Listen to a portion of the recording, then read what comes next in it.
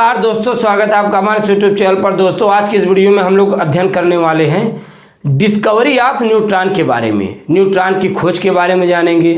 इसके पूर्व हम लोग काफ़ी एटॉमिक स्ट्रक्चर से संबंधित वीडियो के बारे में अध्ययन किए। वहाँ पर हम लोग काफ़ी चीज़ों के बारे में जान पाए और अब हम लोग सीखने वाले हैं न्यूट्रॉन की खोज।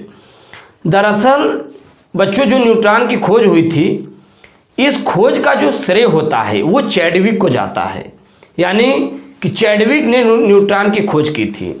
अब ये चैडविक नामक बच्चों जो वैज्ञानिक थे, इन्होंने न्यूट्रॉन की खोज की, लेकिन इन्होंने न्यूट्रॉन की खोज किए कैसे, जरा इसके बारे में हम लोग देखते हैं। सन 1932 ईस्वी में 1932 में चैडविक ने न्यूट्रॉन की खोज किया। अब ये करते क्या हैं?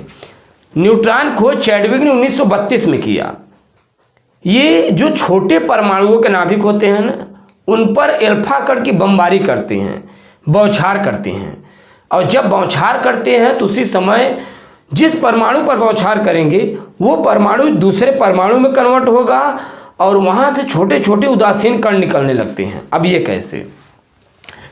जैसे छोटे परमाणुओं के नाभिक होते हैं, जैसे लिथियम और बेरिलियम। तो यहाँ पर हम बेरिलियम का सिंपल सा एक एग्जाम्पल लेते हैं।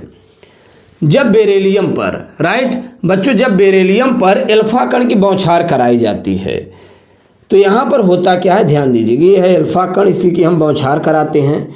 एक मशीन गन होता है जिसे हम लोग कहते हैं साइक्लोट्रॉन या कण त्वरित, उसी की सहायता से इस पर बौछार कराया जाता है, प्रहार कराया जाता है। तो यहाँ पर होता क्या है, ये कार्बन के परमाणु में कन्वर्ट हो जाता है 6C12, राइट, प्लस कुछ न्यूट्रॉन निकलते हैं जिसे उदासीन कण कहते हैं। यहां पर देखा यह जाता है कि जब छोटे परमाणुओं के नाभिकों पर मशीन गन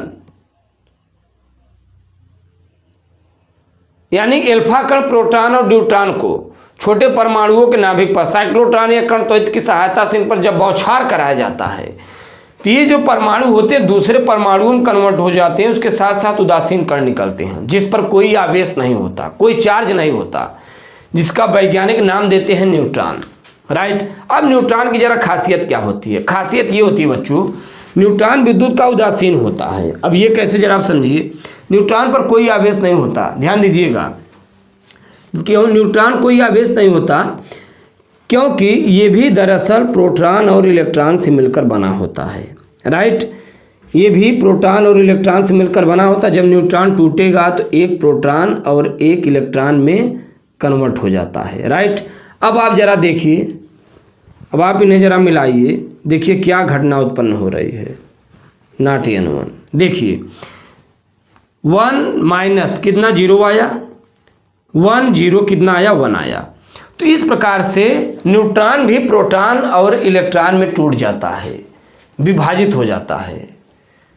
पहले इलेक्ट्रॉन की खोज हुई थी, जूलियस प्लकर ने किया था 1868 में। उसके बाद गोल्डस्टीन 1886 ईस्वी में प्रोटॉन की खोज करते हैं कैनाल किरणों में, राइट। और ये बातें देखी जाती हैं कि जो यहाँ पर जब न्यूट्रॉन की खोज होती है वो छोटे परमाणुओं के नाभिक पर जब अल्फा कण की बौछार कराई जाती है तो वहाँ पर जो छोटे परमाणुओं के नाभिक होते हैं वो दूसरे परमाणुओं में कन्वर्ट हो जाएंगे और साथ ही साथ कुछ उदासीन कण निकलते हैं। वो उदासीन कण भी प्रोटॉन और इलेक्ट्रॉन से मिलकर बने होते हैं। बस इतनी ही बात है न्यूट्रॉन के बारे में। और आप चैनल पर नए हैं तो चैनल को सब्सक्राइब करना ना भूलना और शेयर भी करना ना भूलना। इसके बाद हम लोग अगले वीडियो लेक्चर में मुलाकात करेंगे।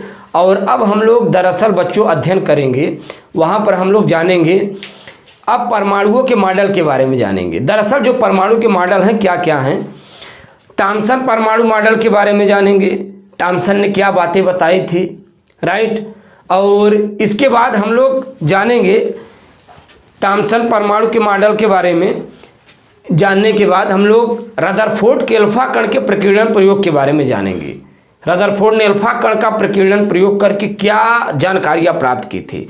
फिर रदरफोर्ड के परमाणु मॉडल के बारे में जानेंगे, फिर बोर के परमाणु मॉडल के बारे में जानेंगे, फिर सोमरफेल्ड परमाणु मॉडल के बारे में जानेंगे, फिर आधुनिक परमाणु मॉडल का अध्ययन करते हुए काफ़ी कुछ हम लोग लेक्चर सीखेंगे। राइट। इसके बाद हम लोग अगले वीडियो लेक्चर